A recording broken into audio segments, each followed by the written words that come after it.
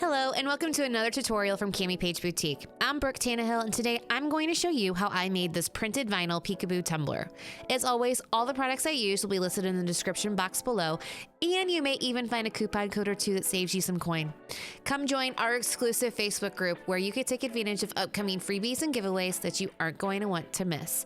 So without further hesitation, let's go ahead and get started. For this design, I started with a 30-ounce, fully prepped and sanded, straight, no taper tumbler from AB Designs Co.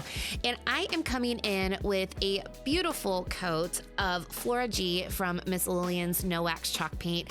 I love this paint so much because when it dries, it does not show paint strokes. And you can see that this is just one coat of paint and it's completely covering the stainless steel. Also, this paint dries in about 10 minutes by itself, but you can speed up the process if you use a heat gun. Once the paint is dry, I am going to grab my glitter glue from Artistry Epoxy, and I am just going to coat the entire surface of the tumbler. Now, I'm going just to spread this out as evenly as possible because if you do have any kind of high points or places where it's gooped on, you might see it with your glitter depending on what kind of mix or color you're using. So I just really tried to give it as even as possible over the entire surface of the tumbler.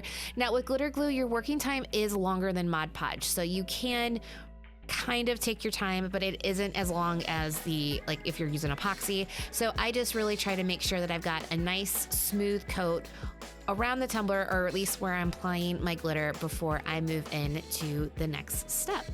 I wanted to use a super pretty purple chunky mix. So this is saltwater taffy from Glitter Dip Sips, and I am just going to coat the entire surface of this tumbler. Now this is more of an opal mix. So if you were to use different base colors with it, I definitely think it would pull more of those colors. But since we have that really pretty purple, it just was an amazing combination for this cup. So I'm just going to go around the entire surface, really just kind of not holding back. You don't have to just be dainty or anything with it, but just cover the entire surface of the cup until you're happy. And then what I like to do is pick up all of that excess glitter, and then I just roll the tumbler on the cardstock to knock down any of those pokey bits.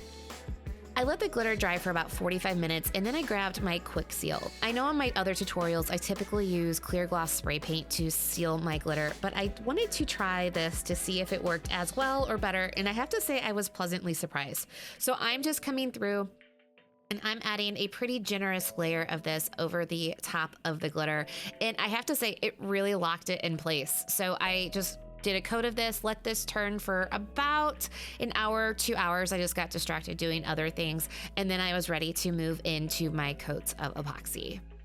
Once this was dry, I did 2 coats of first one I would say about 30 milliliters of epoxy, and I used Artistry's 1-to-1 fast set. And then I came in with probably another 20 milliliters again of Artistry's 1-to-1 fast set.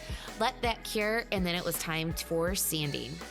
Now, with my cups that I do vinyl wraps on that especially have like glitter peekaboos or anything, sanding is so important because it gives you a super smooth surface to apply your vinyl to, so you don't have any kind of areas where the glitter is poking through or divots to where the vinyl doesn't have anything to attach to. So I use my orbital sander and I just rock the cup back and forth and move the sander in an opposite direction until I have it into a nice spot to where the cup feels as smooth as possible. Granted, there's a little grit on it.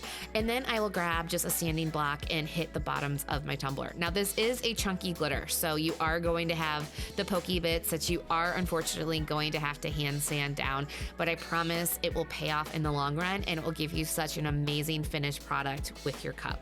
When you're done sanding, you are going to want to wash your cup with water and Dawn dish soap, let it fully dry, and then move into your next steps of your design. And before you wash it down, you probably want to do this step. So I'm just using a 120 grit flat wheel, and I am moving this around on the highest setting of my Dremel just to expose that top layer of stainless steel. This is super important because it allows your final layers of epoxy to really adhere to your cup to where you don't have any peeling. And then I just hit it with a sanding block to make sure I don't have any harsh edges in case my customer does want to drink out of the cup without using a straw or the lid. While my tumbler was drying, I went ahead and I cut out the peekaboo portion of our printed vinyl. So this printed vinyl is from the Drunk Flamingo. I absolutely love the colorful snowflakes, and Danielle did such an amazing job designing this that I had to put it on a tumbler. So what I cut out is actually a template that I designed. I will have it linked down in the description below, but you're just going to cut out the design that you want for your peekaboo. So I chose snowflakes to go with the winter theme that I'm using on this cup, and you're going to want to weed out the sections that are going to have the glitter popping through. And I don't show this because I had a hair up my butt for some reason and thought I could apply this without transfer tape. You can't, don't try it, it's not cute. So apply your transfer tape and then you're ready to move to this step. Here I'm grabbing my ultimate decal guide from CamiPaige Boutique to make sure that I've got a straight line on my tumbler. That just allows me to get my design lined up as straight as possible, and especially when you're going to have glitter at the top and bottom, this really is important to get as straight onto the tumbler as possible. So I'm just going to line the edge of my vinyl up with that straight line and then start to apply it just like I do any of my other tumblers. Now, this transfer tape I highly do not recommend. I will link the one that I do recommend down in the description below because this one gave me so many problems. But you're just going to apply this just like you do any of the normal wraps that you've seen me do before. I can link a couple below in the description, but you're just going to slowly push off the printed vinyl from the backing and just make your way around the cup to where the two ends meet. I start here using a squeegee, but just because of this transfer tape, it was giving a lot of issues. So I just removed some of the excess that you see here. So you are going to want to trim the transfer tape to be as close to the size of your printed vinyl as possible.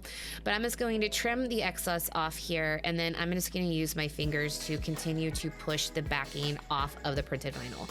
And again, this should not have been as hard as it was. I really was on the struggle bus, I'm not going to lie, but I will link the transfer tape that made this so easy. I did attempt it a second time on a different cup and it went so much easier. I just wanted to make sure that this technique wasn't flawed and that it was 100% the transfer tape, but I'm just going to take my time again, pushing the backing off of this vinyl. I hope this does not scare you. I promise this is not a hard thing to do. It was just simply because of the transfer tape. I know I keep on saying that, but if you've done any kind of vinyl wrap before, this is exactly the same thing. There's just little pieces cut out, but I'm just going to make my way around the tumbler and I'm just cutting off again some of that excess of the transfer tape until it is done. But you're going to continue all the way around until the two seams of the ends of the vinyl meet. This vinyl wrap was sized to the exact dimensions of this cup, so the two ends met perfectly. And once that was done, I moved into another coat of about 20 milliliters of Artistry Epoxy's 1-to-1 fast set, and then I let that cure, and it was time to do our offsets. So since I'm extra, I wanted to grab my sanding block just one more time and make sure to hit any kind of the pokey bits that may or may not be standing up from that chunkier glitter. And the saltwater taffy glitter that we use is a beautiful cut, but it's got some of those bigger pieces. So I'm just trying to make sure that I'm knocking any of those down that might still be standing up and hitting the sides just a couple of extra times so that it's perfectly smooth. I washed the cup with Dawn dish soap and water, and while that was drying, I cut out these amazing offsets using this fantasy film vinyl from Vinyl Fun. It is a beautiful teal color, and this stuff is so easy to cut and weed, and it makes me not hate metallic vinyl. So I just cut these out, and the design vinyl I have for this tumbler comes with the offsets ready to cut, so you don't have to do any kind of design work in design space or anything like that. So I just cut these out and then use the good transfer tape, not the crap that I was using before, and I applied the offsets to this tumbler. Once I was done doing the offsets, I did cut a couple of these just really cute snowflakes, and I just applied them to the rest of the design. I really think it pulled everything together, and I think it was a really cute little added detail. I sealed all of my vinyl with Quick Seal from Artistry Epoxy, let that dry for about 2 hours, and then it was time to move into epoxy.